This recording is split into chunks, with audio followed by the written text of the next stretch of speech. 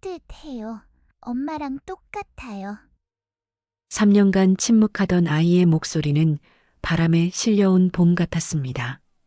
겨울 저녁 호떡 굽는 19살 소녀 앞에 멈춰 선 10살 아이의 눈빛에는 그리움이 담겨 있었습니다. 처음 보는 사람을 향한 그리움이라니 이상한 일이었습니다. 아이는 떨리는 손으로 민서의 손을 잡았습니다. 그 손길이 얼마나 간절했는지 민서의 가슴이 먹먹해졌습니다. 이 작은 아이에게 어떤 슬픈 사연이 있는 걸까? 민서는 문득 그런 생각을 했습니다. 하지만 이 우연한 만남이 그녀의 운명을 송두리째 바꿔놓을 거라는 걸 그때는 미처 알지 못했습니다.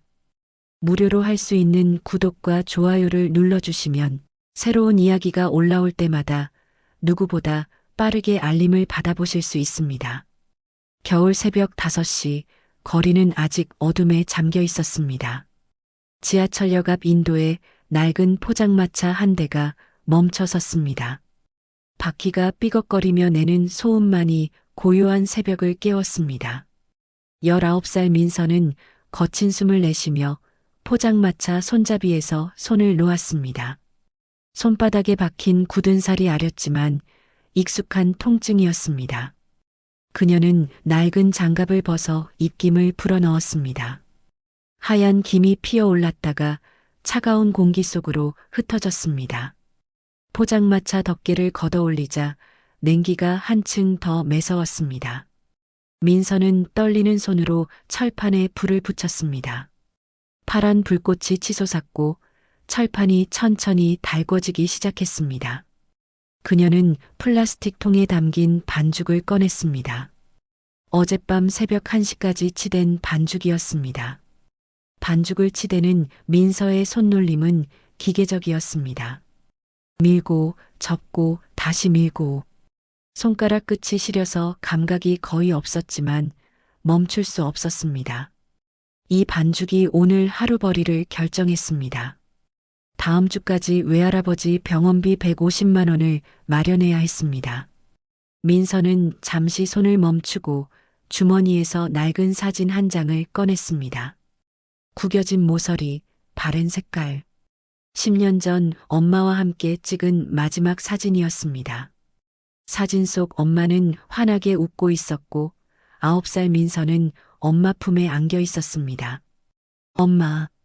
민서의 목소리가 떨렸습니다. 그녀는 사진을 가슴에 꼭 안았습니다. 저 잘 버티고 있죠? 할아버지 병원비도 꼬박꼬박 내고 있어요. 대답은 없었습니다. 차가운 바람만이 그녀의 뺨을 스쳤습니다. 민서는 사진을 다시 주머니에 넣고 철판을 바라봤습니다. 이제 제법 뜨겁게 달아올랐습니다.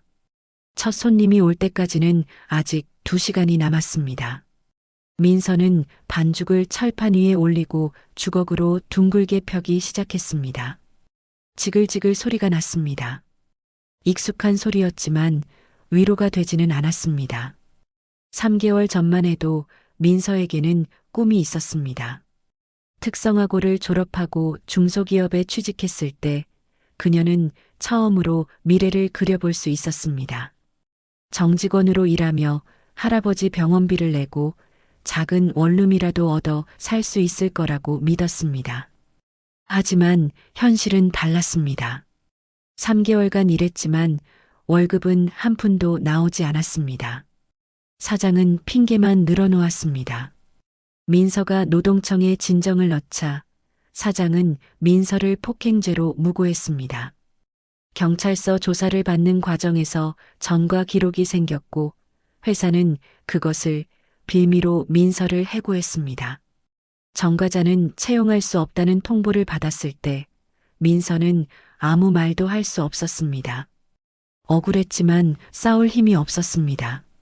변호사를 쓸 돈도 소송을 걸 시간도 없었습니다. 할아버지 병원비가 밀렸고 월세도 밀렸습니다. 그래서 민서는 이 포장마차를 시작했습니다. 할아버지가 예전에 쓰시던 낡은 포장마차였습니다. 새벽 5시부터 오후 3시까지 호떡을 팔아 하루 3만 원에서 5만 원을 벌었습니다. 저녁 6시부터 자정까지는 편의점 야간 알바를 했습니다. 집에 돌아오면 새벽 1시였습니다. 잠은 3시간 남짓 잤습니다. 통장 잔고는 23만 원이었습니다.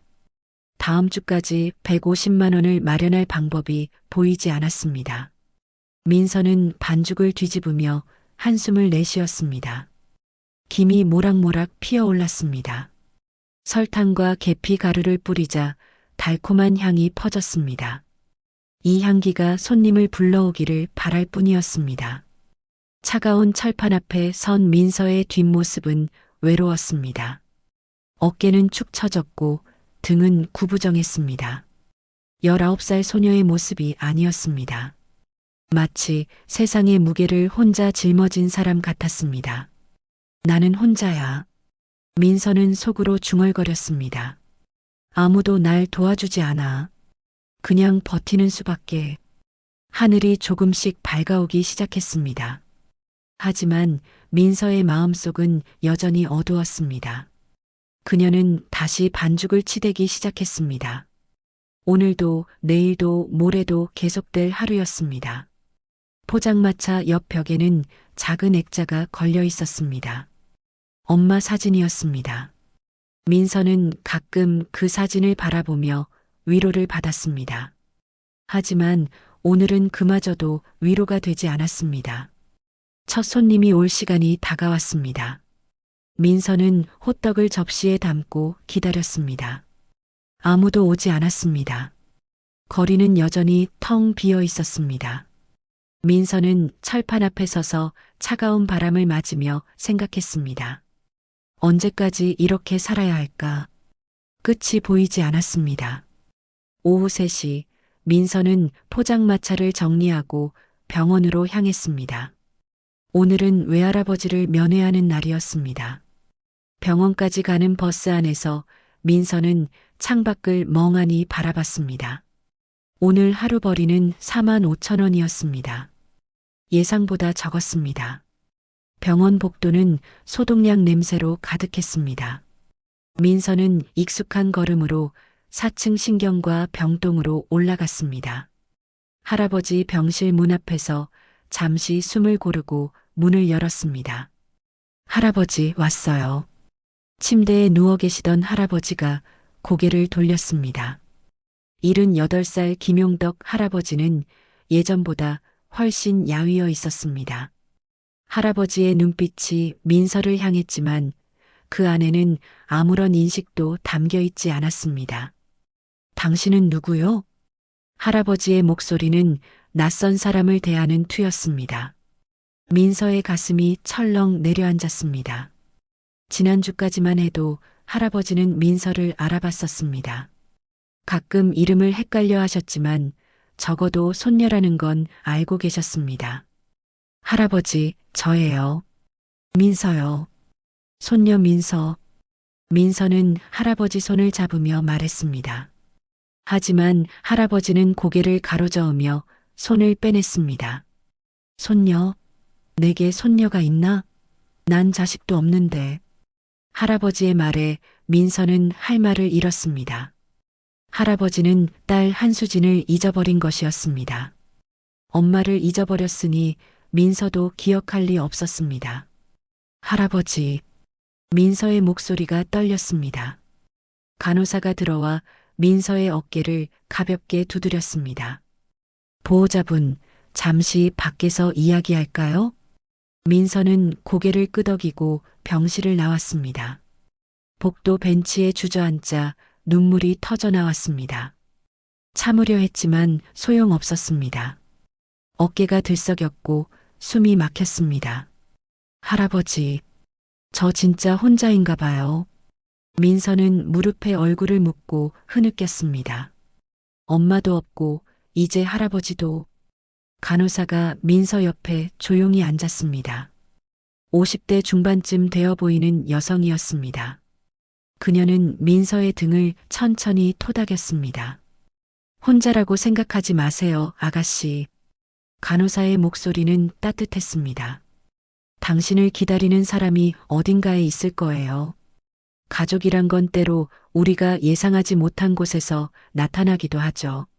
민서는 고개를 들어 간호사를 바라봤습니다. 눈물로 범벅이 된 얼굴이었습니다.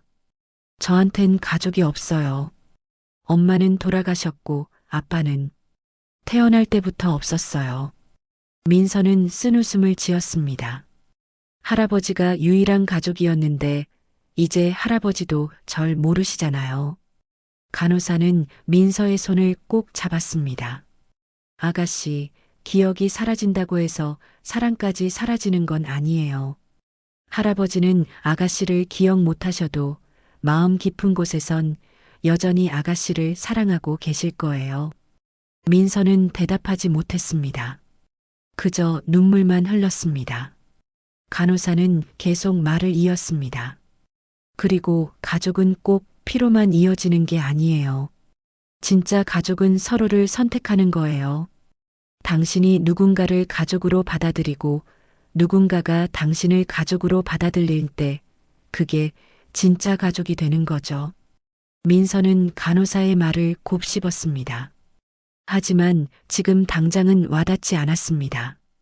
민서에게는 선택할 가족도 자신을 선택해 줄 사람도 없어 보였습니다.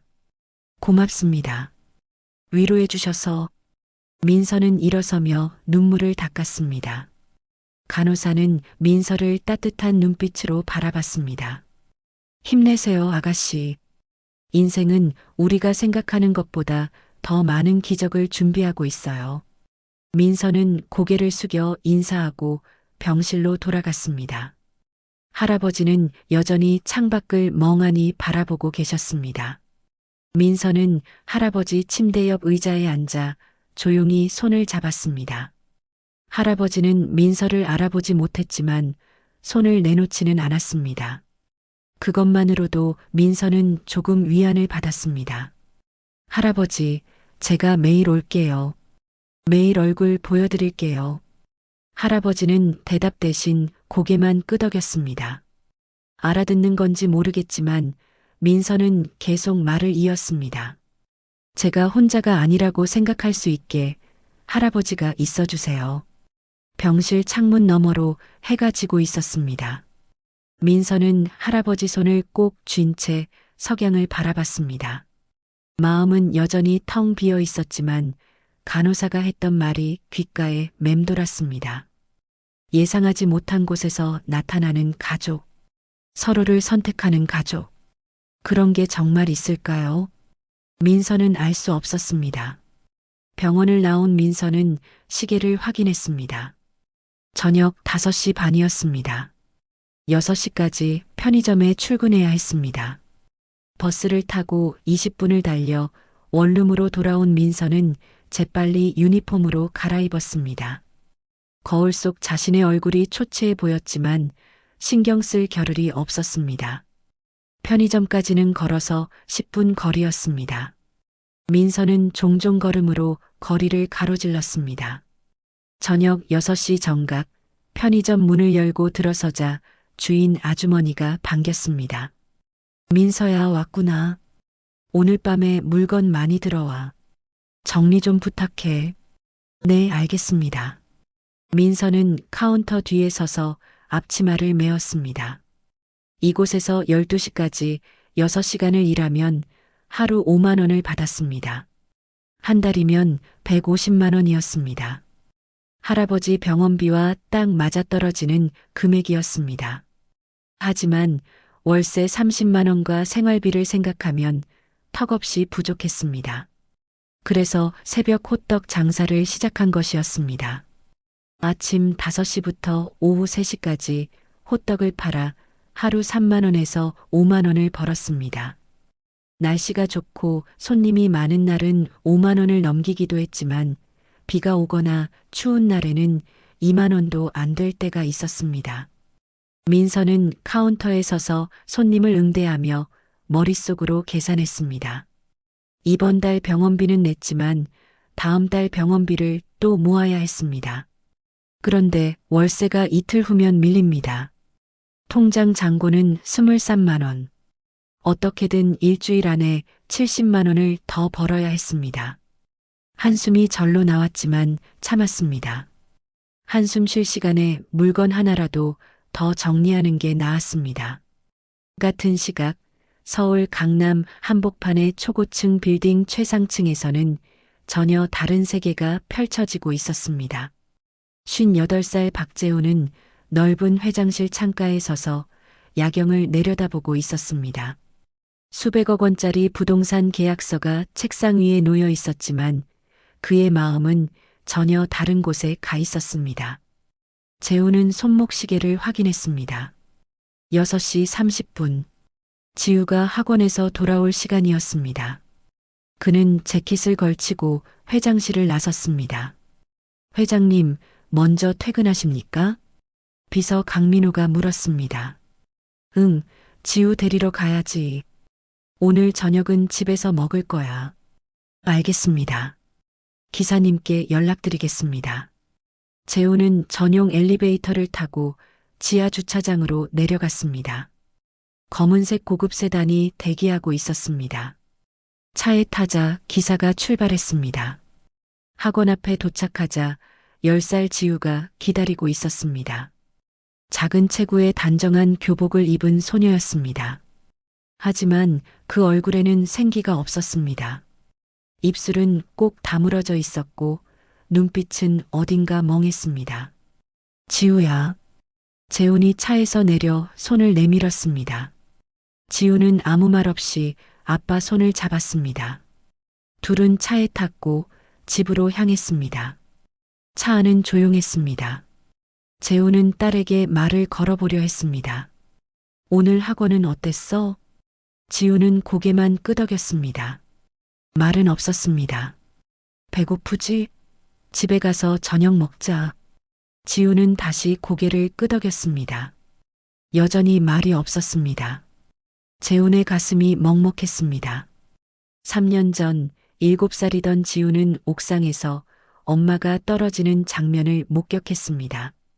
그날 이후 지우는 단 한마디도 하지 않았습니다. 여러 병원을 다녔고 최고의 전문의들을 만났지만 소용없었습니다. 시민성 함구증, 트라우마가 너무 커서 말을 할 수 없는 상태였습니다. 재우는 딸의 작은 손을 꼭 잡았습니다. 지우는 아빠를 올려다봤습니다. 그 눈빛에는 슬픔과 외로움이 담겨 있었습니다. 집에 도착해 저녁을 먹었습니다. 가정부가 차려준 음식이었지만 맛이 없었습니다. 지우도 몇 숟가락 뜨다가 수저를 놓았습니다. 지우야, 더 먹어야지. 재훈이 말했지만 지우는 고개를 저었습니다. 재훈은 더 이상 강요하지 않았습니다. 식사 후 재훈은 서재로 들어갔습니다. 벽에는 큰 사진 한 장이 걸려 있었습니다. 50cm에 70cm 크기의 사진이었습니다. 사진 속에는 20대 중반의 아름다운 여성이 환하게 웃고 있었습니다. 한수진이었습니다. 재훈은 사진 앞에 서서 위스키 잔을 들었습니다. 19년째 반복되는 의식이었습니다. 수진아. 재훈의 목소리가 떨렸습니다. 너는 어디서 뭘 하며 사는 거니? 우리 아이는 잘 있니? 대답은 없었습니다. 사진 속 수진은 그저 웃고 있을 뿐이었습니다. 문이 살짝 열리더니 지우가 들어왔습니다. 지우는 아빠 옆에 서서 사진을 올려다봤습니다. 어릴 때부터 봐온 사진이었습니다. 아빠가 누구보다 사랑하는 여자. 하지만 지우는 이 여자가 누구인지 몰랐습니다. 재우는 지우를 안아 올렸습니다. 지우야, 언젠가는 이분을 만날 수 있을까? 지우는 대답 대신 아빠 가슴에 얼굴을 묻었습니다. 재우는 딸을 꼭 안았습니다. 두 사람은 그렇게 한참을 서 있었습니다. 사진 속 여인을 바라보며 4단계 캐털러스트 촉매제. 일주일 후 겨울 저녁 7시 재우는 비서 강민호와 함께 지우를 데리고 소아정신과 병원에서 나왔습니다. 오늘도 상담 결과는 비슷했습니다. 담당 의사는 고개를 저으며 말했습니다. 회장님, 지우 양의 증상은 여전합니다. 약물 치료보다는 심리적 안정이 필요합니다. 편안하고 따뜻한 환경을 만들어주세요. 재우는 무겁게 고개를 끄덕였습니다. 편안하고 따뜻한 환경. 그게 뭔지는 알지만 어떻게 만들어줘야 할지 몰랐습니다. 아무리 좋은 것을 사주고 최고의 교육을 시켜도 지우의 마음은 닫혀 있었습니다. 세 사람은 차에 탔습니다. 강민호가 운전석에, 재훈과 지우가 뒷좌석에 앉았습니다. 차는 천천히 병원을 빠져나와 강남 거리를 달렸습니다. 회장님, 저녁 식사는 어떻게 하시겠습니까? 강민호가 백미러로 재훈을 바라보며 물었습니다. 집으로 가지. 지우가 피곤해 보여. 재훈은 옆에 앉은 딸을 바라봤습니다. 지우는 창밖을 멍하니 바라보고 있었습니다. 작은 어깨가 축 처져 있었습니다. 차는 한강을 건너 북쪽으로 향했습니다. 평소와 다른 길이었습니다. 강민호가 설명했습니다. 죄송합니다, 회장님. 평소 길이 막혀서 우회합니다. 괜찮아. 차가 골목길로 접어들었습니다. 오래된 상가들이 늘어선 거리였습니다. 신호등에 걸려 차가 멈춰섰습니다. 바로 그때였습니다. 지우가 갑자기 몸을 일으켰습니다. 눈이 커졌고 숨이 빨라졌습니다. 지우는 창밖을 뚫어지게 바라봤습니다. 재훈이 놀라 물었습니다. 지우야, 왜 그래? 지우는 대답하지 않았습니다. 대신 차 문 손잡이를 잡았습니다. 재훈이 황급히 말했습니다. 지우야, 위험해. 하지만 늦었습니다. 지우는 차 문을 열고 뛰쳐나갔습니다. 재훈과 강민호가 동시에 소리쳤습니다. 지우. 두 사람은 급히 차에서 내렸습니다. 지우는 이미 인도로 달려가고 있었습니다. 작은 몸이 사람들 사이를 빠져나갔습니다. 재훈은 심장이 터질 듯 뛰며 딸을 따라갔습니다. 지우가 멈춰 선 곳은 낡은 호떡 포장마차 앞이었습니다. 김이 모락모락 피어오르는 철판 앞에서 한 소녀가 호떡을 굽고 있었습니다. 민서였습니다. 민서는 갑자기 나타난 작은 소녀를 내려다봤습니다. 10살쯤 되어 보이는 아이가 자신을 뚫어지게 바라보고 있었습니다. 그 눈빛이 이상했습니다. 그리움과 놀라움과 안도감이 뒤섞인 눈빛이었습니다. 애야, 무슨 일이니? 민서가 물었습니다. 지우는 대답 대신 민서의 얼굴을 계속 바라봤습니다. 입술이 떨렸습니다. 뭔가 말하려는 것 같았습니다. 재훈이 숨을 헐떡이며 도착했습니다. 강민호도 뒤따라왔습니다. 재훈은 지우의 어깨를 잡으려 했습니다. 지우야, 갑자기 왜 이러니? 아빠가 얼마나 놀랐는지. 그 순간이었습니다. 지우가 입을 열었습니다. 따뜻해요. 재훈의 손이 공중에서 멈췄습니다. 강민호의 눈이 커졌습니다. 민서는 무슨 일인지 몰라 당황했습니다. 지우의 목소리는 떨렸지만 분명했습니다. 3년 만에 처음 내뱉은 말이었습니다. 재훈은 믿을 수 없다는 표정으로 딸을 바라봤습니다. 지우야, 방금 뭐라고 했니? 지우는 민서를 바라보며 다시 말했습니다. 따뜻해요. 이 언니가 따뜻해요. 재훈의 눈에 눈물이 맺혔습니다. 3년 동안 단 한마디도 하지 않던 딸이 말을 했습니다. 목소리를 냈습니다. 그것도 낯선 호떡 가게 앞에서 처음 보는 소녀를 보고. 지우는 떨리는 손으로 민서의 손을 잡았습니다. 민서는 본능적으로 손을 내밀었습니다. 지우의 작은 손이 차가웠습니다. 언니, 지우가 다시 말했습니다. 아빠 서재에 그 사진 속분이랑 똑같아요. 재훈의 얼굴이 하얗게 질렸습니다. 서재에 걸린 사진, 19년간 바라본 한수진의 사진, 그리고 눈앞에 이 소녀. 재훈은 민서의 얼굴을 자세히 봤습니다. 순간 심장이 멎는 것 같았습니다. 한수진의 눈매, 한수진의 코, 한수진의 입술. 닮았습니다. 아니, 똑같았습니다. 20대 중반이던 수진의 모습 그대로였습니다. 재훈의 머릿속이 빠르게 돌아갔습니다. 이 소녀의 나이는 19쯤 되어 보입니다. 수진과 헤어진 지 19년. 계산이 맞아떨어졌습니다. 민서는 혼란스러웠습니다. 갑자기 나타난 아이가 자신을 보고 말을 하기 시작했고 뒤따라온 남자는 얼어붙은 표정으로 자신을 바라보고 있었습니다. 저기, 무슨 일이세요? 민서가 조심스럽게 물었습니다. 재훈은 정신을 차리고 입을 열었습니다. 죄송합니다. 저희 딸이 갑자기 이상하게 굴어서요. 재훈의 목소리가 떨렸습니다. 강민호가 옆에서 재훈을 바라봤습니다. 회장님 얼굴이 심상치 않았습니다. 괜찮아요. 근데 이 아이가 저를 보고 처음으로 말을 했다는 건가요?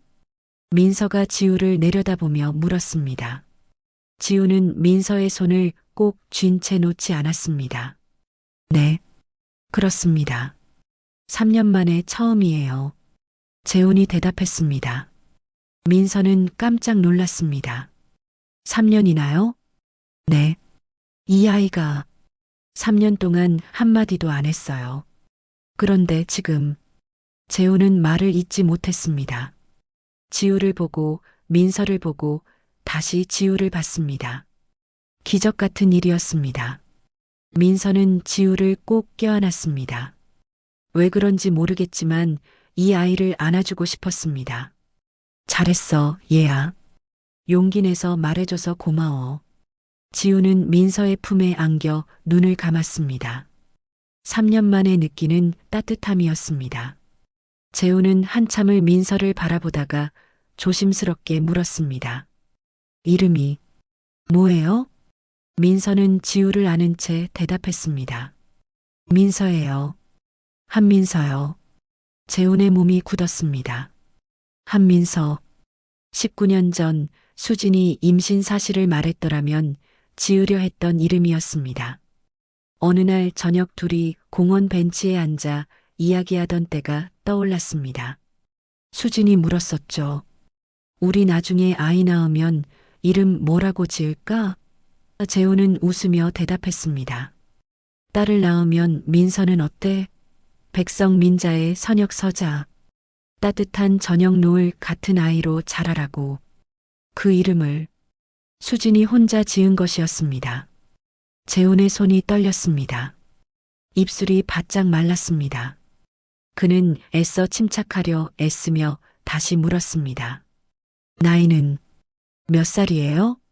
19이요. 재훈의 심장이 쿵쾅거렸습니다. 19년. 수진과 헤어진 지 정확히 19년이었습니다. 모든 게 맞아떨어졌습니다. 어머니는 어디 계세요?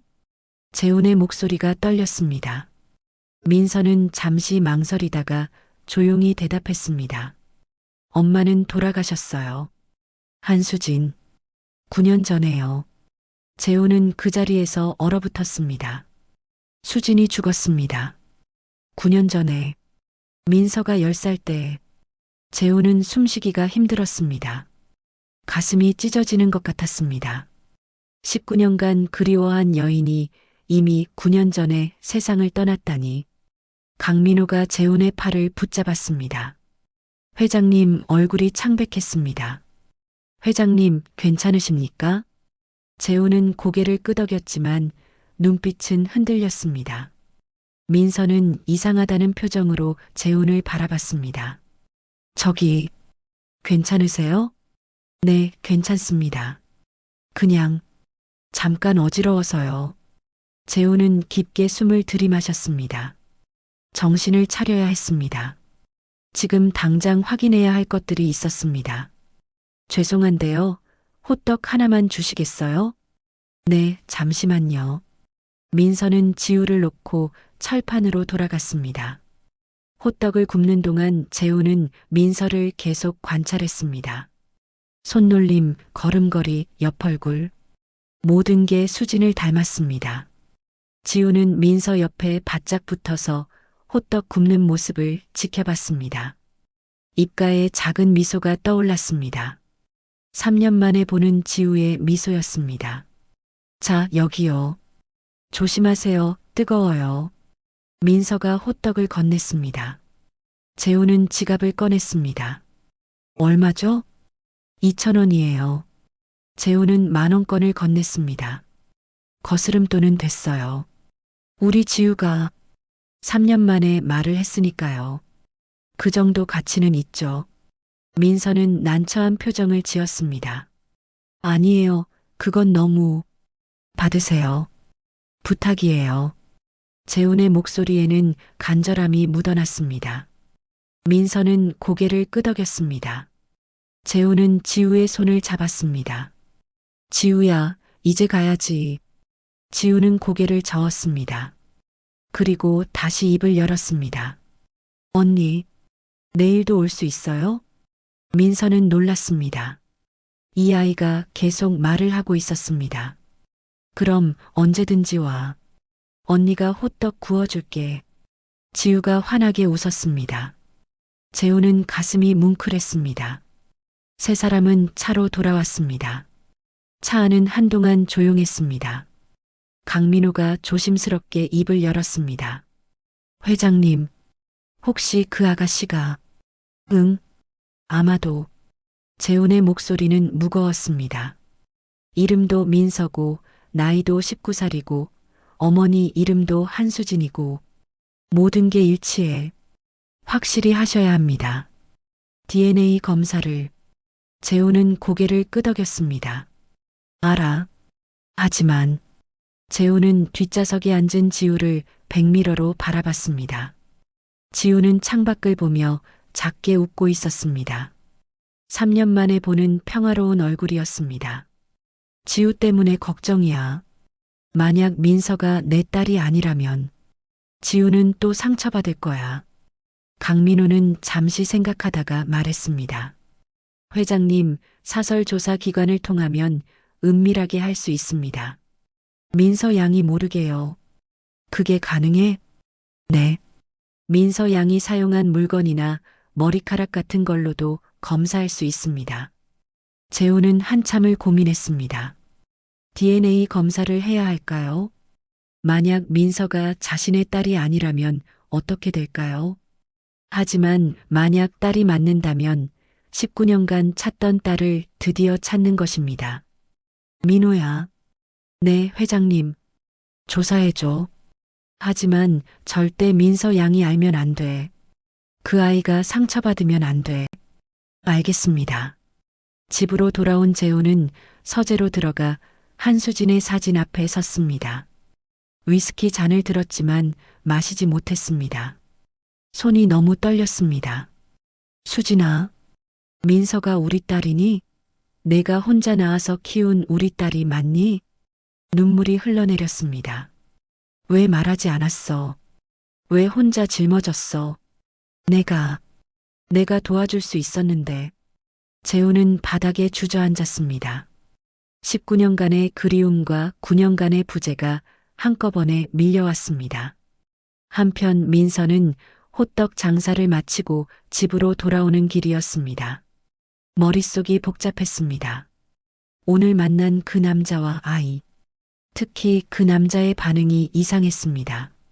엄마 이름을 듣고 얼어붙던 표정. 뭔가 아는 게 있는 것 같았습니다. 수상해. 민서는 중얼거렸습니다. 하지만 동시에 지우의 얼굴이 떠올랐습니다. 자신을 보고 환하게 웃던 그 아이. 3년 만에 말을 했다는 그 아이. 내일 또 올까?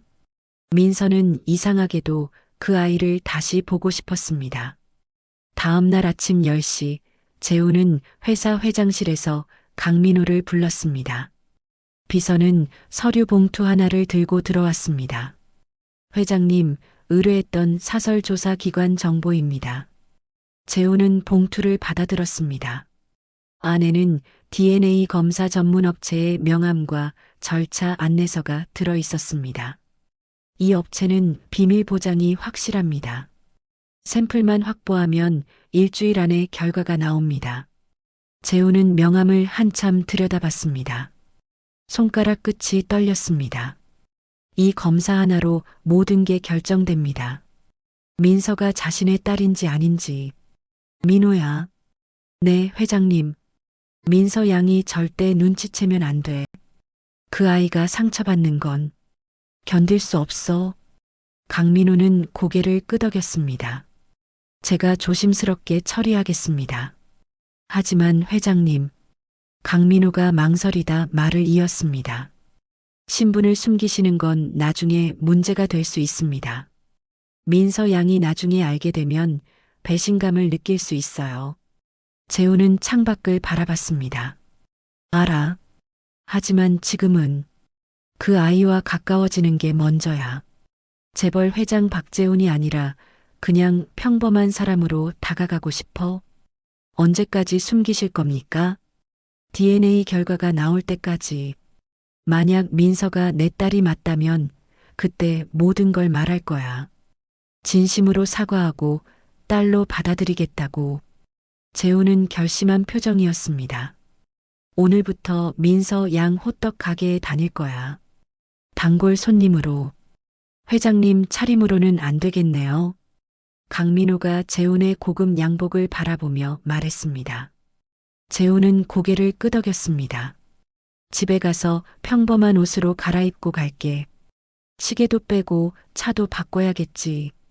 그날 저녁 6시 민서는 평소처럼 호떡 가게를 열었습니다. 철판을 달구고 반죽을 준비하는데 익숙한 목소리가 들렸습니다. 호떡 2개 주세요. 민서가 고개를 들자 어제 그 남자가 서 있었습니다. 하지만 어제와는 달랐습니다. 고급스러운 코트 대신 평범한 점퍼를 입고 비싼 구두 대신 운동화를 신고 있었습니다. 옆에는 작은 지우가 환하게 웃으며 서 있었습니다. 어제 그분이시네요. 민서가 말했습니다. 재우는 부드럽게 미소 지었습니다. 네, 어제 호떡이 너무 맛있어서 또 왔어요. 하나는 제가 먹고 하나는 지우가 먹을 거예요. 지우가 민서를 보며 말했습니다. 언니. 민서는 깜짝 놀랐습니다. 어제까지만 해도 3년간 말을 못했다던 아이가 이렇게 자연스럽게 말하고 있었습니다. 지우야, 오늘은 기분이 좋아 보이네. 네, 언니 보러 왔어요. 지우의 눈이 반짝였습니다. 민서는 가슴이 따뜻해지는 걸 느꼈습니다. 그래, 언니가 맛있는 호떡 구워줄게. 뭐 넣어줄까? 설탕? 견과류? 둘 다요. 지우가 신나게 대답했습니다. 재우는 그 모습을 조용히 지켜봤습니다. 딸이 이렇게 밝게 웃는 모습을 3년 만에 처음 봤습니다. 민서는 호떡을 굽기 시작했습니다. 지우는 철판 앞에 바짝 붙어서 구경했습니다. 언니, 호떡 어떻게 만들어요? 반죽을 이렇게 펴서 속을 넣고 꼭 싸주는 거야. 그 다음에 철판에서 지글지글 구우면 돼. 우와, 신기해요. 지우의 반응에 민서는 웃었습니다. 재우는 두 사람을 바라보며 생각했습니다. 저렇게 자연스럽게 통하다니. 혹시 정말 피가 통해서 그런 걸까요? 저기, 실례지만 성함이 어떻게 되세요? 민서가 재훈에게 물었습니다. 재훈은 잠시 망설였습니다. 본명을 말해야 할까요? 아니면 가명을 써야 할까요? 박재훈이에요. 그냥 재훈이라고 불러주세요. 재훈은 본명을 말하기로 했습니다. 어차피 나중에 밝혀질 거니까요. 다만 직업과 신분만 숨기기로 했습니다. 재훈 씨, 무슨 일 하세요? 작은 회사 다니고 있어요. 그냥 평범한 직장인이죠. 거짓말이었습니다. 하지만 지금은 어쩔 수 없었습니다. 민서는 고개를 끄덕이며 호떡을 건넸습니다. 자, 다 됐어요. 조심하세요. 뜨거워요. 지우가 호떡을 받아 한 입 베어 물었습니다. 눈이 커졌습니다. 맛있어요. 진짜 맛있어요. 민서는 지우의 반응에 뿌듯했습니다. 그래, 다행이다. 많이 먹어. 재훈도 호떡을 한 입 베어 물었습니다. 달콤한 속이 입안에 퍼졌습니다. 맛있었습니다. 하지만 재훈의 마음은 복잡했습니다. 수진도 호떡을 좋아했었습니다. 대학 시절 둘이 데이트할 때 자주 사 먹었죠. 혹시 민서가 호떡 장사를 하는 건 엄마의 영향일까요? 민서 씨, 호떡 장사한 지 오래됐어요? 아니요, 몇 달 안 됐어요. 사정이 있어서. 민서의 얼굴이 어두워졌습니다. 재훈은 더 묻지 않았습니다. 그래도 정말 맛있어요. 앞으로 자주 올게요. 감사합니다. 재훈과 지우는 호떡을 먹으며 잠시 머물렀습니다. 지우는 민서에게 학교 이야기를 했고 민서는 웃으며 들어줬습니다. 재훈은 그 모습을 조용히 지켜봤습니다. 마음속으로 다짐했습니다. 민서를 지켜보겠어요. 조심스럽게 다가가겠어요. DNA 결과가 나오면 그때 모든 진실을 말하겠어요. 그리고 내 딸로 받아들이겠어요. 집으로 돌아가는 차 안에서 지우가 말했습니다. 아빠, 내일도 언니 보러 가요. 재우는 지우의 머리를 쓰다듬었습니다. 그래, 내일도 가자. 매일 가도 돼. 지우가 환하게 웃었습니다. 재훈의 가슴이 따뜻해졌습니다. 3년 만에 돌아온 딸의 웃음이었습니다. 일주일이 흘렀습니다. 재훈과 지우는 매일 저녁 6시면 어김없이 민서의 호떡 가게에 나타났습니다. 첫날은 호떡만 사갔지만 이틀째부터는 가게 앞에서 한참을 머물렀습니다. 지우가 민서 옆에 붙어서 호떡 굽는 모습을 구경하는 동안 재훈은 조금 떨어진 곳에서 두 사람을 바라봤습니다. 사흘째 되던 날 지우가 민서에게 물었습니다. 언니, 저도 호떡 만들어 봐도 돼요? 민서는 잠시 망설였습니다. 철판이 뜨거워서 위험할 수도 있었습니다. 하지만 지우의 반짝이는 눈빛을 보니 거절할 수 없었습니다. 그래, 언니가 도와줄게. 손 조심해야 해. 민서는 지우의 작은 손을 잡고 함께 반죽을 치댔습니다.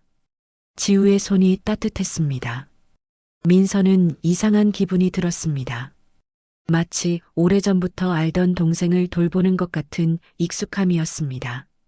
재훈은 그 모습을 보며 가슴이 뭉클했습니다. 두 딸이 함께 웃고 있었습니다. 아직 확실하지는 않지만 재훈의 마음속에서는 이미 민서를 딸로 받아들이고 있었습니다. 나흘째 되던 날은 민서에게 힘든 하루였습니다.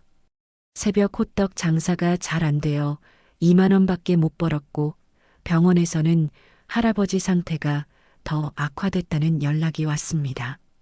저녁 6시 평소처럼 가게를 열었지만 민서의 얼굴은 어두웠습니다.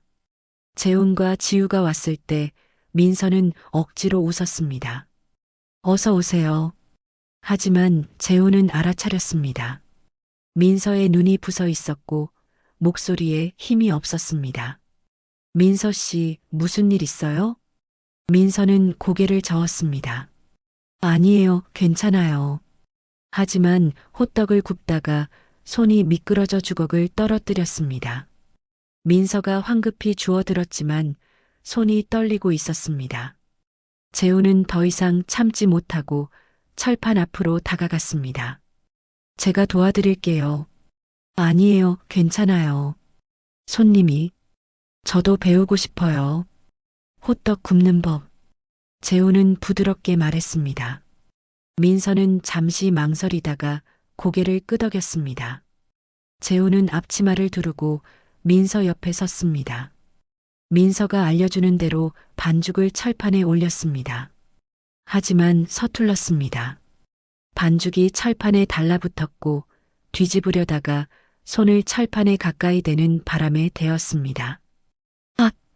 재훈이 재빨리 손을 뺐습니다. 민서가 황급히 재훈의 손을 잡았습니다. 괜찮으세요? 네, 괜찮아요. 하지만 손가락 끝이 빨갛게 부풀어 올랐습니다. 민서는 가방에서 화상 연고를 꺼내 재훈의 손에 발라줬습니다. 재훈은 민서의 부드러운 손길을 느끼며 가슴이 따뜻해졌습니다. 재훈 씨, 이런 일 처음이죠? 응. 사실 요리 한 번도 제대로 안 해봤어요. 거짓말은 아니었습니다. 재훈은 평생 요리사가 해준 음식만 먹었으니까요. 민서는 작게 웃었습니다. 그럼 무리하지 마세요. 구경만 하셔도 돼요. 아니요, 배우고 싶어요. 지우한테 호떡 만들어주고 싶거든요. 재훈의 진심 어린 목소리에 민서는 고개를 끄덕였습니다. 알겠어요. 천천히 알려드릴게요. 그날 저녁 재훈은 서툴게나마 호떡 하나를 완성했습니다. 모양은 찌그러졌지만 맛은 괜찮았습니다. 지우가 아빠가 만든 호떡을 한 입 베어 물고 엄지를 치켜 세웠습니다. 아빠 맛있어요. 재훈은 뿌듯했습니다. 평생 처음으로 직접 만든 음식을 딸에게 먹이는 기분이었습니다. 열흘째 되던 날 지우가 민서에게 선물을 가져왔습니다. 작은 종이 봉투에 든 그림이었습니다. 지우가 직접 그린 그림이었습니다. 그림 속에는 호떡을 굽는 민서의 모습이 그려져 있었고 아래에는 서툰 글씨로 언니 사랑해요라고 쓰여 있었습니다. 민서는 그림을 받아들고 눈시울이 붉어졌습니다. 지우야, 고마워. 정말 예쁘다. 언니, 이거 여기에 붙여도 돼요? 지우가 포장마차 벽을 가리켰습니다. 민서는 고개를 끄덕였습니다. 그럼 여기 제일 잘 보이는 곳에 붙이자. 두 사람은 함께 그림을 벽에 붙였습니다. 민서는 그림을 바라보며 미소 지었습니다. 오랜만에 느끼는 행복이었습니다. 2주가 지났습니다. 재훈과 지우는 이제 완전한 단골이 되었습니다. 민서도 처음에 경계심을 풀고 두 사람을 편하게 대했습니다. 지우는 민서를 언니라고 부르며 따랐고 민서는 지우를 진짜 동생처럼 아꼈습니다. 어느 날 저녁 손님이 끊긴 후 민서와 재훈이 잠시 이야기를 나눴습니다. 재훈 씨, 지우 정말 예쁘게 키우셨어요. 고마워요. 하지만 지우 엄마가 없어서 늘 미안해요. 재훈의 목소리가 낮아졌습니다. 민서는 조심스럽게 물었습니다. 지우 어머니는 3년 전에 세상을 떠났어요. 재훈이 짧게 대답했습니다. 민서는 가슴이 아팠습니다. 저도 엄마 없이 자랐어요. 지우 마음을 조금은 알 것 같아요. 두 사람은 잠시 침묵했습니다. 서로의 아픔을 이해하는 침묵이었습니다. 재훈이 먼저 입을 열었습니다. 민서 씨는 딸이 하나 더 있으면 어떨 것 같아요? 이상한 질문이었습니다. 민서는 잠시 당황했지만 대답했습니다. 좋을 것 같아요. 지우 같은 동생이 있다면 외롭지 않을 것 같아요. 재훈은 의미심장하게 미소 지었습니다. 그럼 다행이네요.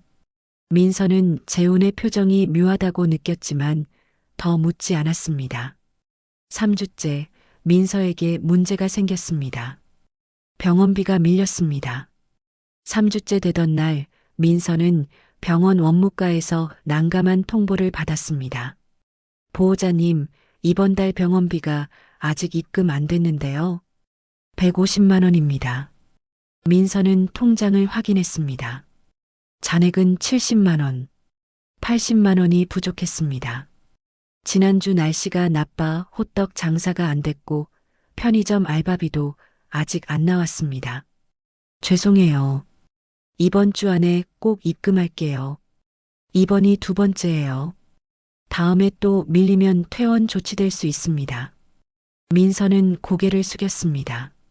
할아버지 병실로 돌아가는 복도에서 눈물이 났습니다. 어떻게 해야 할까요? 누구한테 빌려야 할까요? 빌릴 사람도 없었습니다. 그날 저녁 민서는 호떡을 굽다가 자꾸 한숨이 나왔습니다. 재훈이 그걸 눈치챘습니다. 민서 씨, 오늘 기분이 안 좋아 보여요. 아니에요, 괜찮아요. 하지만 목소리에 힘이 없었습니다. 재훈은 더 묻지 않았습니다. 대신 지우와 함께 호떡을 사고 민서에게 조용히 말했습니다. 힘든 일 있으면 언제든 말해요. 제가 도울 수 있는 게 있다면 돕고 싶어요. 민서는 고개를 저었습니다. 고마워요. 하지만 제 일은 제가 해결할게요. 재훈은 더 이상 강요하지 않았습니다. 하지만 그날 밤 강민호에게 전화했습니다. 민호야, 민서 양 할아버지가 입원해 계신 병원 알아봐줘. 무슨 일이십니까? 병원비를 대납하고 싶어. 익명으로. 다음 날 오후 민서는 병원에서 놀라운 소식을 들었습니다. 보호자님, 누군가 익명으로 병원비를 입금하셨어요. 150만 원 전액요. 민서는 믿을 수 없다는 표정으로 물었습니다. 누가요? 익명 기부라고만 되어 있어요. 이름도 연락처도 없어요. 민서는 어리둥절했습니다. 누가 자신을 도와준 걸까요? 할아버지 병실로 돌아가 할아버지 손을 잡았습니다. 할아버지, 누군가 우릴 도와줬대요. 세상에 좋은 사람도 있나 봐요. 그날 저녁 재훈이 평소처럼 호떡 가게에 왔을 때 민서는 밝은 얼굴이었습니다. 재훈 씨, 오늘 정말 좋은 일이 있었어요. 무슨 일인데요? 누군가 익명으로 할아버지 병원비를 내줬어요. 150만 원이나요. 재훈은 자연스럽게 놀란 척했습니다. 정말요? 그거 정말 다행이네요. 네, 진짜 천사 같은 분이에요. 누군지 모르겠지만 정말 고마워요. 재훈은 민서의 환한 미소를 보며 가슴이 따뜻해졌습니다.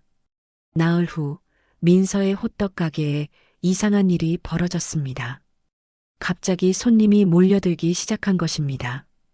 평소에는 하루 10명 정도였는데 그날은 30명이 넘게 왔습니다. 여기가 그 숨은 맛집 호떡집이에요? 인터넷에서 봤어요. 진짜 맛있다던데요?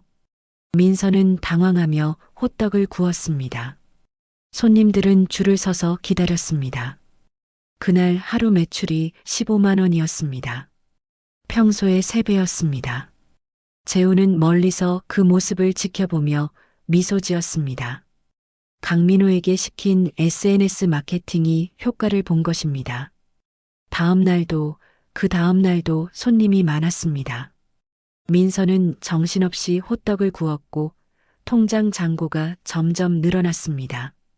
이러다 전과 기록만 지워지면 다시 취업할 수 있을지도 몰라. 민서는 처음으로 희망을 품었습니다. 한 달이 지났습니다.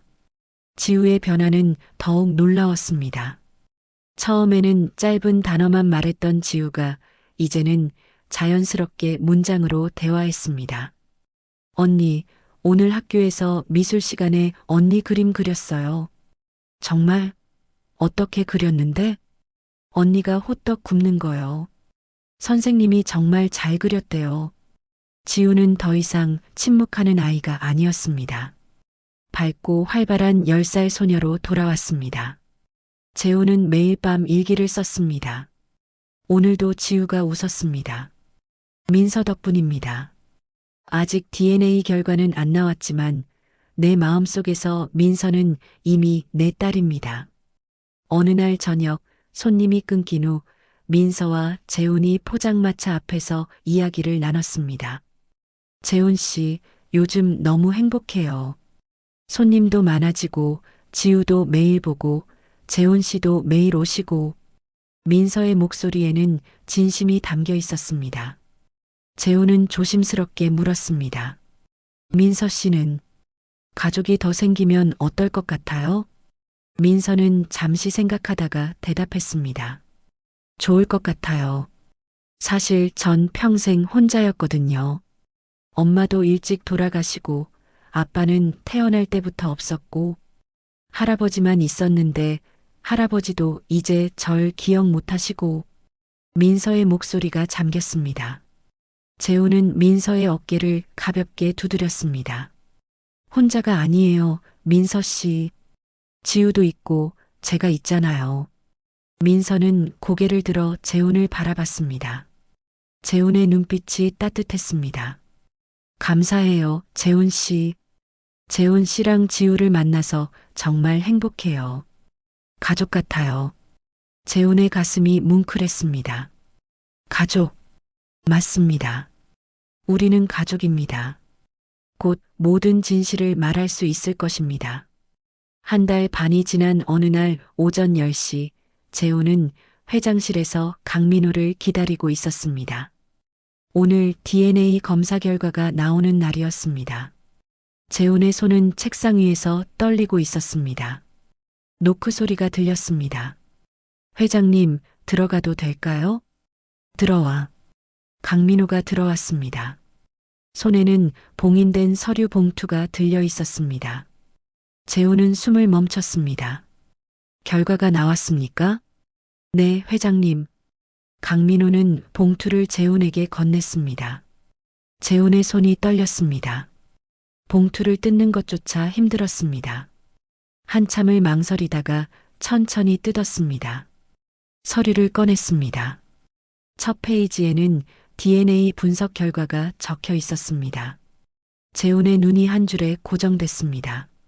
친자 확률 99.99%. 재훈의 손에서 서류가 떨어졌습니다. 눈물이 주르르 흘러내렸습니다. 19년간 찾던 딸이었습니다. 한수진이 혼자 낳아 키운 딸이었습니다. 민서는 자신의 친딸이었습니다. 회장님, 강민호가 조심스럽게 다가왔습니다. 재훈은 책상에 두 손을 짚고 고개를 떨구었습니다. 어깨가 들썩였습니다. 찾았어. 드디어 찾았어.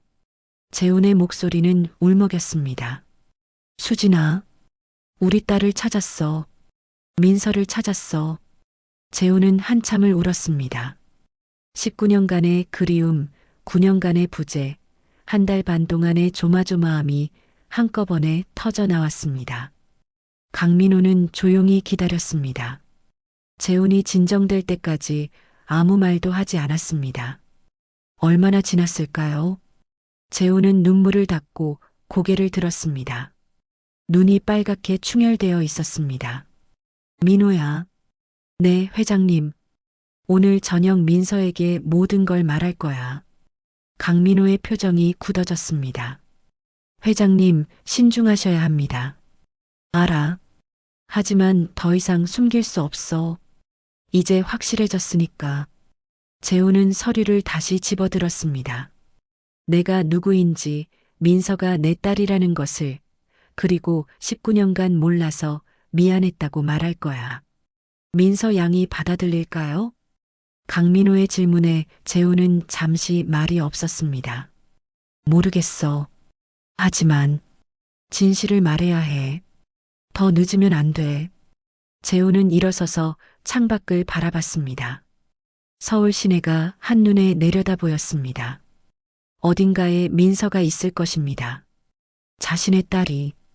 민호야, 오늘 저녁 식사 예약해줘. 좋은 레스토랑으로. 알겠습니다. 몇 분이십니까? 3명. 나와 민서, 그리고 지우. 강민호는 고개를 끄덕였습니다. 회장님, 한 가지만 여쭤봐도 될까요? 말해봐. 만약 민서 양이 거부하면 어떻게 하시겠습니까? 재훈은 긴 침묵 끝에 대답했습니다. 그래도 포기하지 않을 거야. 민서는 내 딸이니까. 평생 걸려도 딸로 받아들일 거야. 오후 4시 재훈은 민서에게 전화를 걸었습니다. 전화벨이 울렸습니다. 재훈의 심장이 빠르게 뛰었습니다. 여보세요? 민서의 목소리가 들렸습니다. 재훈은 떨리는 목소리로 말했습니다. 민서 씨, 저 재훈이에요. 아, 재훈 씨. 무슨 일이세요? 오늘 저녁 시간 있으세요? 중요한 이야기가 있어서요. 민서는 잠시 망설였습니다. 중요한 이야기요? 네. 꼭 만나서 말씀드리고 싶어요. 무슨 이야기인데요? 재우는 심호흡을 했습니다. 직접 만나서 말씀드릴게요. 저녁 6시에 제가 그동안 숨긴 게 있어요. 민서는 순간 불안해졌습니다. 숨긴 것이라니 무슨 뜻일까요? 재훈 씨, 무슨 일 있으세요? 괜찮으세요? 괜찮아요. 아니, 괜찮지 않아요. 그래서 말씀드려야 해요. 오늘 6시에 만날 수 있을까요? 민서는 목소리의 절박함을 느꼈습니다. 알겠어요. 어디서 만날까요? 제가 차로 모시러 갈게요. 호떡 가게 앞에서 기다려주세요. 전화를 끊은 후 재우는 서재로 갔습니다. 한수진의 사진 앞에 섰습니다. 수진아, 드디어 우리 딸한테 진실을 말할 거야. 내가 아빠라고 19년간 몰라서 미안하다고. 재우는 사진에 손을 댔습니다. 수진아, 용서해줘. 내가 너를 지키지 못해서, 민서를 지키지 못해서 눈물이 또 흘렀습니다. 하지만 이제는 달라질 거야. 민서를 지킬 거야. 지우와 함께 우리 셋이 가족이 될 거야. 재우는 결심한 표정으로 사진을 바라봤습니다. 한편 민서는 전화를 끊고 혼란스러웠습니다.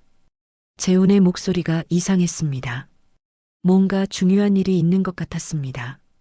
숨긴 것이 있다니 무슨 뜻일까요? 민서는 불안했지만 동시에 궁금했습니다. 재훈은 1달 반 동안 자신과 지우에게 정말 잘해줬습니다. 나쁜 사람은 아닐 것입니다. 오늘 저녁에 뭘 말하려는 걸까? 민서는 중얼거렸습니다. 가슴이 두근거렸습니다. 그날 오후 5시 재훈은 회사를 나서려는데 비서실로 긴급 호출이 왔습니다. 이사회 회의실에 들어서자 여러 명의 이사들이 심각한 표정으로 앉아 있었습니다. 부회장 이종환이 먼저 입을 열었습니다. 회장님, 이게 무슨 일입니까? 이종환은 서류 뭉치를 테이블 위에 던졌습니다.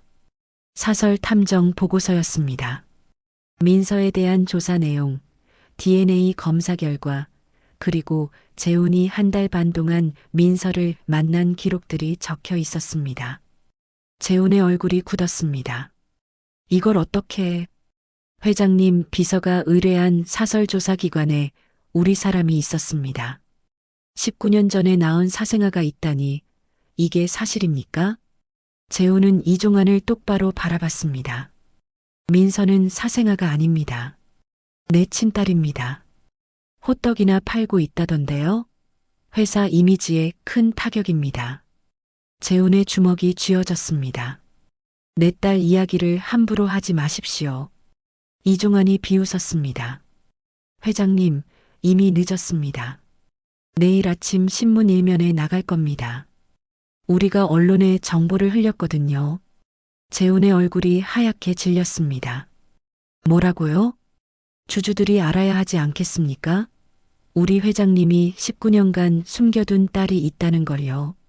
재훈은 이종환의 멱살을 잡으려 했지만 참았습니다. 지금 중요한 건 민서였습니다. 언론사가 어딥니까? 여러 곳입니다. 내일 아침이면 모든 신문에 실릴 겁니다. 재훈은 회의실을 박차고 나왔습니다. 강민호에게 소리쳤습니다. 민호야, 당장 언론사에 연락해. 기사 막아. 회장님, 이미 인쇄에 들어갔을 겁니다. 재훈은 절망했습니다. 민서가 신문을 통해 진실을 알게 될 것입니다. 자신이 직접 말하기 전에 민서한테 가야 해. 지금 당장. 재훈은 차에 올라탔습니다. 하지만 교통체증이 심했습니다. 평소 30분 거리가 1시간이 넘게 걸렸습니다. 재훈은 초조하게 시계를 봤습니다. 이미 저녁 7시가 넘었습니다. 다음 날 새벽 5시 민서는 평소처럼 일어나 호떡 장사를 준비했습니다. 포장마차를 끌고 지하철역 앞으로 가는 길에 편의점에 들렀습니다. 아침 신문을 사려고요. 신문을 집어들던 민서의 손이 멈췄습니다. 일면 톱기사 제목이 눈에 들어왔습니다. 재벌 회장 박재훈, 19년간 숨겨둔 호떡 장사 딸 발견. 민서의 얼굴에서 피가 싹 가셨습니다. 손이 떨렸습니다. 기사를 읽기 시작했습니다. 박재훈 회장의 첫사랑 한수진이 19년 전 임신한 채 홀로 떠나 딸 한민서를 혼자 낳아 키우다 9년 전 사망. DNA 검사로 친자 확인. 현재 민서는 지하철역 앞에서 호떡 장사 중. 신문이 민서의 손에서 떨어졌습니다. 숨이 막혔습니다. 재훈이 재벌 회장이었습니다. 평범한 직장인이 아니었습니다. 그리고 자신이 재훈의 친딸이라니. 거짓말. 민서의 목소리가 떨렸습니다. 다 거짓말이었어. 민서는 비틀거리며 밖으로 나왔습니다. 하지만 이미 늦었습니다. 호떡 가게 앞에 기자들이 몰려 있었습니다. 카메라 플래시가 터졌습니다. 민서 씨, 박 회장과의 관계를 말씀해 주세요. 19년간 아버지를 모르고 살았다는 게 사실입니까? 지금 기분이 어떠십니까?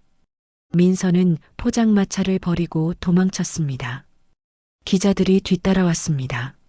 민서는 골목으로 숨어들어 가까스로 따돌렸습니다. 원룸으로 돌아온 민서는 문을 잠그고 바닥에 주저앉았습니다. 온몸이 떨렸습니다. 재훈이 거짓말을 했습니다. 한 달 반 동안 평범한 직장인인 척 접근했습니다. 자신이 딸인지 확인하려고 DNA 검사를 했습니다. 몰래, 비밀스럽게, 실험 대상이었어. 나는 그냥. 민서의 눈에서 눈물이 쏟아졌습니다. 전화벨이 울렸습니다. 재훈이었습니다. 민서는 전화를 받지 않았습니다. 연달아 10통의 전화가 왔지만 모두 무시했습니다. 문을 두드리는 소리가 들렸습니다. 민서야, 나야, 재훈이야. 문 열어줘. 재훈의 목소리였습니다. 민서는 문을 열지 않았습니다. 가세요. 다시는 보고 싶지 않아요. 민서야, 제발 내 말 좀 들어봐. 설명할게. 설명은 무슨 설명이요? 거짓말쟁이. 한 달 반 동안 저를 속였잖아요. 민서의 목소리는 울음으로 범벅이 되어 있었습니다. 나는 내가 내 딸인지 확인하고 싶었던 거야. 내 엄마를 사랑했고 너를. 사랑? 19년 동안 어디 있었는데요? 엄마가 혼자 져 낳고 혼자 키우고 혼자 죽었는데요? 재훈은 대답할 수 없었습니다. 사흘 후 민서는 병원에서 급한 연락을 받았습니다. 외할아버지의 상태가 급격히 악화됐다는 전화였습니다. 민서는 황급히 병원으로 달려갔습니다. 중환자실 앞에 도착했을 때 의사가 나왔습니다. 고개를 저었습니다. 보호자님, 각오하셔야 할 것 같습니다. 민서의 다리에 힘이 풀렸습니다. 벽에 기대 겨우 서 있었습니다. 들어가 보셔도 됩니다. 마지막 인사. 의사의 말이 끝나기도 전에 민서는 중환자실로 뛰어들어갔습니다. 산소 호흡기를 끼고 누워 계신 할아버지가 보였습니다. 얼굴이 핏기 없이 하얗게 질려 있었습니다. 할아버지. 민서는 할아버지 손을 잡았습니다. 차가웠습니다. 할아버지가 천천히 눈을 떴습니다. 희미한 눈빛이 민서를 향했습니다. 민서야. 할아버지가 민서를 알아봤습니다. 몇 주 만에 처음이었습니다. 할아버지, 저예요, 민서예요. 민서의 눈에서 눈물이 쏟아졌습니다. 민서야, 내 아빠 찾았구나. 할아버지의 목소리는 가늘었습니다. 할아버지, 말씀하지 마세요. 기운 빼시면 안 돼요. 하지만 할아버지는 계속 말했습니다. 수진아, 미안하다. 민서를 잘 부탁한다. 할아버지는 엄마를 부르고 있었습니다. 민서는 흐느꼈습니다. 할아버지, 가지 마세요. 저 혼자 두고 가지 마세요. 할아버지의 손이 민서의 손을 약하게 쥐었습니다. 이제 걱정 없다. 내 아빠가 있으니까. 할아버지의 손에서 힘이 빠졌습니다. 심전도 기계에서 긴 소리가 울렸습니다. 의료진이 달려왔지만 소용없었습니다. 사망 시각 오후 3시 47분. 의사의 말에 민서는 할아버지 손을 놓지 못했습니다. 할아버지, 할아버지. 민서는 할아버지 침대에 엎드려 울부짖었습니다. 세상에서 유일하게 자신을 사랑해준 사람이 떠났습니다. 이제 정말로 혼자가 되었습니다. 이틀 후 장례식장이었습니다. 민서는 검은 상복을 입고 빈소에 앉아 있었습니다.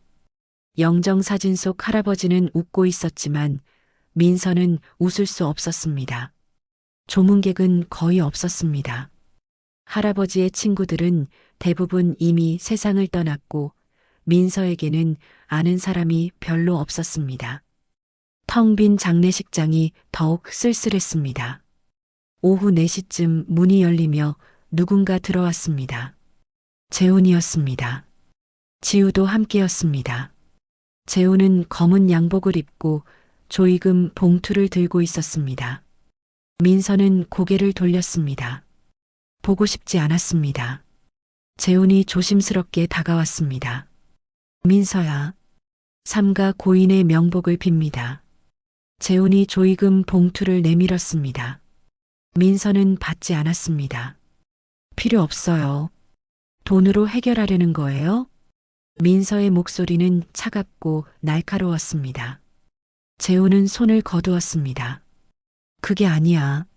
나는 진심으로. 진심? 진심이 뭔지 아세요? 민서가 재훈을 똑바로 쳐다봤습니다. 눈은 충혈되어 있었고 얼굴은 핏기 없이 창백했습니다. 엄마가 저 혼자 낳아서 10년 키우다가 죽었을 때 당신은 어디 있었어요? 할아버지가 침에 걸려서 저 못 알아볼 때 당신은 뭐 했어요? 재훈은 대답하지 못했습니다. 지우가 울먹이며 민서에게 다가왔습니다. 언니, 미안해요. 우리가 언니를 슬프게 한 거 맞죠? 민서는 지우를 보고 가슴이 아팠습니다. 하지만 지금은 누구도 받아들일 수 없었습니다. 지우야, 미안해. 언니는 지금 혼자 있고 싶어? 지우의 눈에서 눈물이 떨어졌습니다. 재훈이 지우의 어깨를 잡았습니다. 민서야, 제발 내 말 좀 들어봐. 나는 정말. 가주세요. 이제 가주세요. 민서가 고개를 돌렸습니다. 재훈은 더 이상 말할 수 없었습니다. 지우의 손을 잡고 장례식장을 나왔습니다. 문이 닫히자 민서는 다시 혼자가 되었습니다. 영정 사진을 바라보며 눈물이 흘렀습니다. 할아버지, 저 어떻게 살아야 해요? 이제 진짜 혼자예요. 민서는 무릎을 안고 몸을 웅크렸습니다. 온몸이 떨렸습니다. 엄마도 없고 할아버지도 없고 아빠라는 사람은 거짓말쟁이고 민서의 마음속에 어두운 생각이 스쳤습니다. 차라리 나도 엄마처럼. 그때 핸드폰이 울렸습니다. 병원에서 온 문자였습니다. 할아버지 병원비 미납금 300만 원 납부 바랍니다. 민서는 핸드폰을 바닥에 던졌습니다. 화면이 깨졌습니다. 장례식장 밖에서 재훈은 차 안에 앉아 고개를 숙였습니다. 강민호가 조용히 기다렸습니다. 회장님, 민호야, 나는 딸을 찾았어. 19년 만에 찾았어. 근데 재훈의 목소리가 떨렸습니다. 딸의 마음을 잃어버렸어. 완전히. 재훈의 눈에서 눈물이 떨어졌습니다. 내가 잘못했어. 처음부터 솔직하게 말했어야 했어. 신분을 숨기지 말았어야 했어. 뒷좌석에서 지우가 조용히 울고 있었습니다. 아빠, 언니가 날 싫어하게 된 거야? 재훈은 뒤를 돌아봤습니다. 아니야, 지우야. 언니는 지금 너무 슬퍼서 그래. 할아버지가 돌아가셨잖아. 언니, 다시 만날 수 있어요? 재훈은 대답할 수 없었습니다. 알 수 없었습니다. 장례식이 끝난 밤 민서는 외할아버지가 살던 낡은 집으로 돌아갔습니다. 30년 된 연립주택 2층이었습니다. 문을 열자 오래된 집 특유의 냄새가 났습니다. 할아버지의 냄새였습니다. 민서는 불을 켰습니다. 거실에는 할아버지의 흔적이 가득했습니다. 낡은 안경이 탁자 위에 놓여 있었고 할아버지가 즐겨보던 신문이 소파에 펼쳐져 있었습니다. 벽에는 오래된 사진들이 걸려 있었습니다. 민서는 사진들을 하나하나 바라봤습니다. 젊은 시절 할아버지 사진, 할머니와 함께 찍은 사진, 그리고 엄마 한수진의 사진들. 민서는 엄마가 어릴 적 찍은 사진 앞에서 멈췄습니다. 5살쯤 되어 보이는 엄마가 할아버지 품에 안겨 웃고 있었습니다. 엄마. 민서의 목소리가 떨렸습니다. 책장 위에 놓인 낡은 상자가 눈에 들어왔습니다. 민서는 상자를 내려 열었습니다. 안에는 오래된 사진첩과 일기장이 들어 있었습니다. 사진첩을 넘겼습니다. 엄마의 어린 시절, 학창 시절, 대학생 시절 사진들이 차례로 나왔습니다. 그리고 한 장의 사진에서 민서의 손이 멈췄습니다. 엄마가 배가 불러 있는 사진이었습니다. 임신했을 때의 사진이었습니다. 엄마는 배를 쓰다듬으며 미소 짓고 있었습니다. 그 미소가 너무 행복해 보여서 민서는 가슴이 아팠습니다. 사진을 뒤집었습니다. 엄마의 필체로 뭔가 쓰여 있었습니다. 민서야, 엄마는 너를 사랑해. 내 아빠도 너를 사랑할 거야. 언젠가 꼭 만나게 될 거야. 민서의 눈에서 눈물이 떨어졌습니다. 엄마는 아빠가 자신을 사랑할 거라고 믿었습니다. 만날 거라고 믿었습니다. 민서는 일기장을 꺼냈습니다. 낡은 표지에 2006년이라고 적혀 있었습니다. 19년 전이었습니다. 민서가 태어나던 해였습니다. 일기장을 펼쳤습니다. 엄마의 서툰 글씨가 빼곡히 적혀 있었습니다. 3월 15일. 임신 사실을 알았어. 재훈이의 아이야. 어떻게 해야 할까? 말해야 할까? 4월 2일. 재훈이 집안에서 나를 받아들일 리 없어. 재벌가와 평범한 대학생. 드라마에서나 나올 법한 이야기지. 현실은 달라. 5월 10일. 결정했어. 재훈이에게 말하지 않을 거야. 재훈이의 인생을 망치고 싶지 않아. 나는 혼자 낳고 혼자 키울 거야. 민서는 손이 떨렸습니다. 계속 읽었습니다. 6월 20일. 아빠한테 말씀드렸어. 아빠는 울었어. 하지만 내 결정을 존중해 주셨어. 고마워, 아빠. 8월 1일. 배가 많이 불렀어. 민서야, 엄마가 너를 지킬게. 내 아빠는 좋은 사람이야. 언젠가 너를 만나면 널 사랑해 줄 거야. 10월 15일. 민서야, 미안해. 내가 아빠 없이 자라야 해서. 하지만 엄마는 너를 사랑해. 그것만은 믿어줘. 민서는 일기장을 덮었습니다. 눈물이 멈추지 않았습니다. 엄마는 혼자 결정했습니다. 아빠를 지키려고, 아빠의 인생을 망치지 않으려고. 아빠는 몰랐던 거야. 민서는 중얼거렸습니다. 엄마가 말하지 않았으니까. 아빠 잘못이 아니었어. 민서는 사진첩을 다시 펼쳤습니다. 엄마와 아빠가 함께 찍은 사진이 한 장 있었습니다. 대학교 캠퍼스에서 찍은 듯 했습니다. 두 사람은 행복하게 웃고 있었습니다. 아빠도 엄마를 사랑했구나. 민서는 재훈이 그동안 보여준 모습들을 떠올렸습니다. 매일 호떡 가게에 와서 따뜻하게 대해준 것. 익명으로 할아버지 병원비를 내준 것. 호떡 가게에 손님을 몰리게 해준 것. 장례식장에서 무릎 꿇고 사과하던 모습. 아빠는 진심이었을까? 민서의 가슴이 복잡했습니다. 분노와 그리움이 뒤섞였습니다. 같은 시각 재훈의 서재였습니다. 재우는 한수진의 사진 앞에 무릎을 꿇고 앉아 있었습니다. 위스키 잔이 바닥에 떨어져 있었습니다. 수진아, 미안해. 재훈의 목소리는 쉬어 있었습니다. 내가 혼자 짊어진 걸 이제야 알았어. 넌 날 지키려고 혼자 결정했구나. 재훈은 고개를 떨구었습니다. 민서가 날 용서할까? 나는 아빠 자격이 있을까? 문이 열리더니 지우가 들어왔습니다. 아빠 옆에 앉았습니다.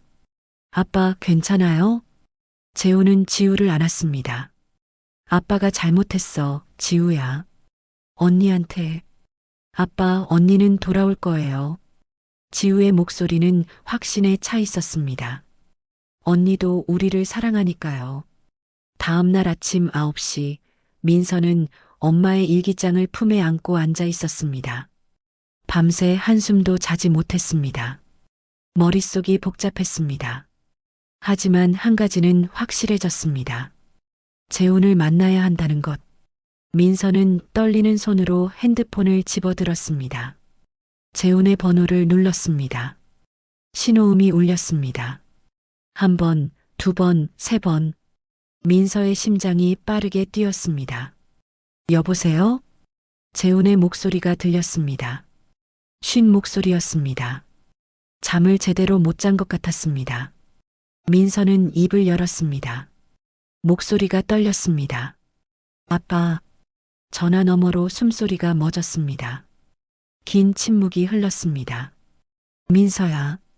재훈의 목소리가 울먹였습니다. 만날 수 있을까요? 이야기하고 싶어요. 어디든 갈게. 언제든 만날게. 재훈의 대답은 즉각적이었습니다. 민서는 잠시 생각했습니다. 엄마랑 자주 가던 공원이 있어요.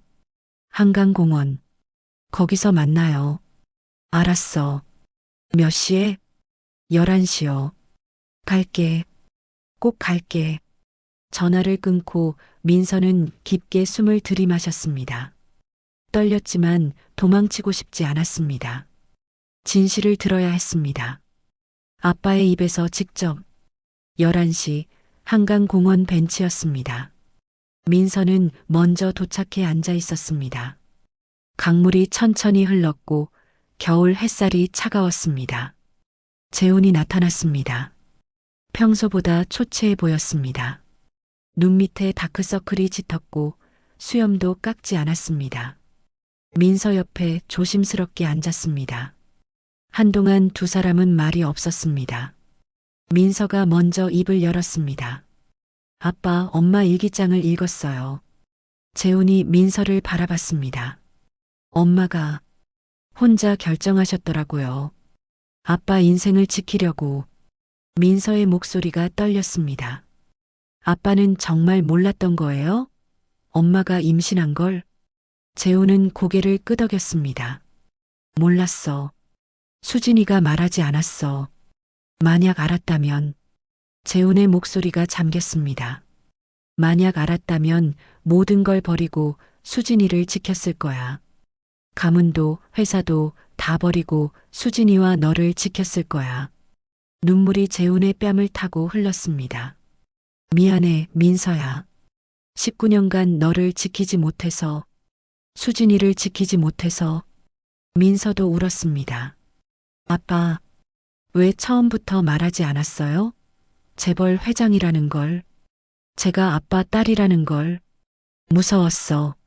내가 거부할까봐. 내가 재벌이라는 이유로, 수진이를 지키지 못한 사람이라는 이유로 날 밀어낼까봐. 재훈이 민서를 바라봤습니다. 그래서 평범한 사람으로 다가가고 싶었어.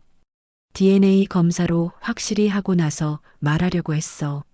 하지만 언론에 먼저 나가버렸죠.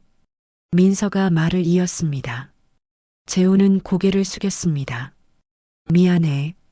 정말 미안해. 민서는 재훈의 손을 잡았습니다. 재훈이 놀라 고개를 들었습니다. 아빠, 저도 미안해요. 너무 심하게 대했어요. 아니야, 민서야. 내가 화낼 권리가 있어. 아니에요. 아빠가 몰랐잖아요. 엄마가 말하지 않았잖아요. 아빠 잘못이 아니에요. 민서는 엄마의 일기장을 꺼냈습니다. 이거 읽어보세요. 엄마가 아빠를 얼마나 사랑했는지. 재우는 떨리는 손으로 일기장을 받았습니다. 첫 페이지를 펼쳤습니다. 한수진의 글씨가 보였습니다. 재훈의 눈에서 눈물이 쏟아졌습니다. 수진아. 민서는 재훈의 어깨를 가볍게 두드렸습니다. 아빠, 이제라도 늦지 않았어요. 우리 가족이 되어요. 재훈은 민서를 끌어안았습니다. 19년 만의 포옹이었습니다. 민서야, 사랑해. 우리 딸. 저도요, 아빠. 두 사람은 한참을 안고 울었습니다. 19년간의 빈자리, 한 달 반의 오해, 모든 것이 녹아내렸습니다. 재훈이 조심스럽게 물었습니다. 민서야, 우리 집에 올래? 지우가 너무 보고 싶어 해. 민서는 잠시 망설이다가 고개를 끄덕였습니다. 네, 아빠. 가고 싶어요. 지우도 보고 싶어요. 재훈의 얼굴에 환한 미소가 떠올랐습니다. 19년 만에 진짜로 행복한 미소였습니다. 그날 오후 재훈의 집에 도착한 민서는 숨이 멎을 뻔했습니다. 거대한 저택이었습니다. 정원만 해도 수백 평은 되어 보였습니다. 민서는 주눅이 들었습니다. 아빠, 여기가 집이에요? 응. 너무 크지? 미안해. 앞으로는 내가 원하는 대로 바꿀 수 있어. 재훈이 민서의 손을 잡았습니다. 현관문이 열렸습니다. 지우가 뛰쳐나왔습니다. 언니. 지우는 민서에게 달려와 안겼습니다. 민서도 지우를 꼭 껴안았습니다. 지우야, 미안해. 언니가 너무 차갑게 대했지? 아니에요, 언니. 이해해요. 언니가 슬펐잖아요. 지우의 눈에 눈물이 고였습니다. 언니, 이제 우리 진짜 가족이에요? 그래, 지우야. 우리 진짜 가족이야. 지우가 환하게 웃었습니다. 세 사람은 손을 잡고 집 안으로 들어갔습니다. 이틀 후, 재우는 이사회를 소집했습니다. 회의실에는 부회장 이종환을 비롯한 반대파 이사들이 앉아 있었습니다. 이종환이 비웃었습니다. 회장님, 사생아 문제로 주주들이 난리입니다. 책임지실 겁니까? 재우는 단호한 목소리로 말했습니다. 민서는 사생아가 아닙니다. 내 친딸입니다. 누구든 내 딸을 모욕하면 용서하지 않겠습니다. 주주총회에서 탄핵될 수도 있습니다. 그렇다면 받아들이겠습니다. 하지만 한 가지만은 분명히 하겠습니다. 재우는 책상을 쳤습니다. 나는 회장직을 내놓을 수 있습니다. 하지만 내 딸들은 절대 포기하지 않습니다. 회의실이 조용해졌습니다. 재훈의 눈빛이 달라져 있었습니다. 예전의 차가운 재벌 회장이 아니었습니다. 딸들을 지키려는 아버지였습니다. 일주일 후 주주총회가 열렸습니다. 재훈은 주주들 앞에 섰습니다. 19년 전 저는 사랑하는 여인을 잃었습니다. 그리고 얼마 전 그 여인이 제 딸을 낳아 혼자 키웠다는 사실을 알게 되었습니다. 재훈의 목소리가 떨렸습니다. 저는 아버지로서 실격입니다. 19년간 딸을 지키지 못했으니까요. 하지만 이제부터는 달라지겠습니다. 최고의 아버지가 되겠습니다. 회의장이 술렁였습니다. 재훈은 계속 말했습니다. 여러분이 저를 탄핵하신다면 받아들이겠습니다. 하지만 제 딸을 욕되게 하는 것만은 용납하지 않겠습니다. 긴 침묵이 흘렀습니다. 한 주주가 손을 들었습니다. 저는 회장님을 지지합니다. 회사보다 가족을 선택하는 회장님을 존경합니다. 또 다른 주주가 일어섰습니다. 저도 지지합니다. 하나둘 주주들이 일어났습니다. 결국 재훈은 회장직을 유지했습니다. 반대파는 물러났습니다. 한 달 후 민서는 재훈에게 말했습니다. 아빠, 저 대학에 가고 싶어요. 요리를 배우고 싶어요. 좋아. 최고의 요리 학교에 보내줄게. 아니요, 아빠. 제가 번 돈으로 갈게요. 아빠한테 의지만 하고 싶지 않아요.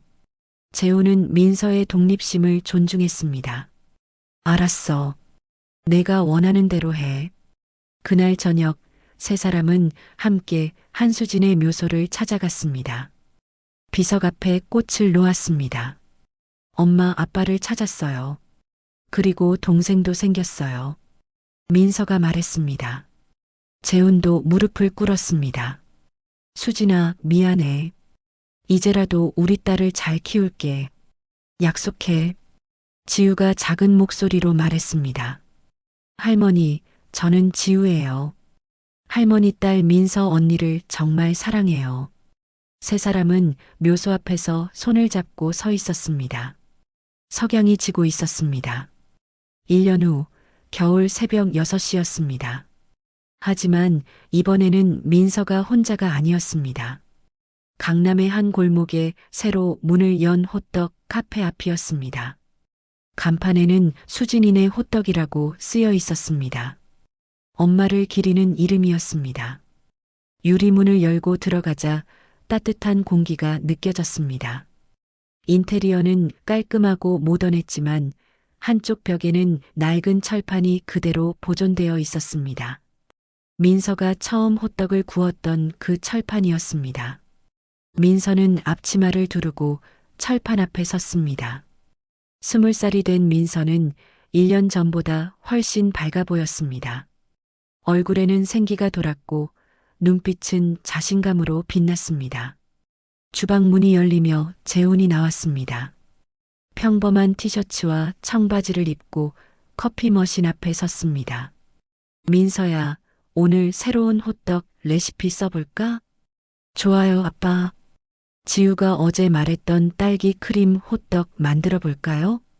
그래, 우리 지우 아이디어대로 해보자. 11살이 된 지우가 카운터 뒤에서 뛰어나왔습니다. 교복을 입은 지우는 학교 가기 전에 잠깐 들른 것이었습니다. 언니, 딸기는 제가 씻을게요. 지우는 주방으로 달려갔습니다. 민서는 웃으며 지우를 따라갔습니다. 카페 한쪽 벽에는 3개의 사진 액자가 나란히 걸려 있었습니다. 첫 번째는 한수진의 사진이었습니다. 환하게 웃는 젊은 엄마의 모습이었습니다. 두 번째는 김용덕 할아버지의 사진이었습니다. 자애로운 미소를 짓고 있었습니다. 세 번째는 민서, 재훈, 지우 세 사람이 함께 찍은 가족 사진이었습니다. 민서는 사진들을 바라보며 잠시 멈췄습니다. 가슴이 따뜻해졌습니다. 엄마, 할아버지, 저 행복해요. 민서는 속으로 중얼거렸습니다. 오전 7시 첫 손님이 들어왔습니다. 단골 손님이었습니다. 어서 오세요. 민서, 재훈, 지우가 동시에 인사했습니다. 손님은 웃으며 자리에 앉았습니다. 오늘은 뭐가 특별 메뉴예요? 딸기 크림 호떡이요. 지우가 개발한 신메뉴예요. 지우가 자랑스럽게 대답했습니다. 손님이 주문했고 민서는 철판 앞에 섰습니다. 반죽을 치대는 민서의 손놀림은 1년 전보다 훨씬 능숙했습니다. 재우는 옆에서 딸기를 준비했고 지우는 크림을 휘핑했습니다. 세 사람의 호흡이 완벽하게 맞았습니다. 호떡이 지글지글 익어가는 소리가 카페에 퍼졌습니다. 달콤한 향기가 공간을 가득 채웠습니다. 자, 완성. 민서가 접시에 호떡을 담았습니다. 딸기와 크림이 아름답게 올려져 있었습니다. 손님이 한 입 베어 물고 엄지를 치켜 세웠습니다. 최고예요. 지우가 환하게 웃었습니다.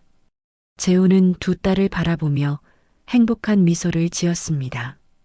손님이 늘어나기 시작했습니다. 카페는 금세 사람들로 가득 찼습니다. 민서는 호떡을 굽고 재우는 커피를 만들고 지우는 서빙을 도왔습니다. 바쁜 와중에도 세 사람은 계속 웃었습니다. 서로를 바라보며 눈빛을 주고받았습니다. 말하지 않아도 알 수 있었습니다. 우리는 가족이라고. 더 이상 혼자가 아니라고. 오전 10시 잠깐 손님이 끊긴 틈에 민서는 창밖을 바라봤습니다. 겨울 햇살이 따뜻했습니다. 거리에는 사람들이 오갔고 세상은 여전히 바빠 보였습니다. 하지만 민서의 마음은 평온했습니다. 1년 전 그 추운 새벽 지하철역 앞에서 혼자 호떡을 굽던 19살 소녀는 더 이상 없었습니다.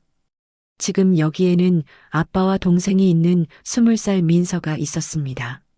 재훈이 민서의 어깨를 가볍게 두드렸습니다. 민서야, 다음 달에 2호점 오픈하는 거 알지? 네, 아빠. 지우 학교 앞이죠? 응. 내가 원한다면 3호점, 4호점도 낼 수 있어. 민서는 고개를 저었습니다. 천천히 갈게요, 아빠.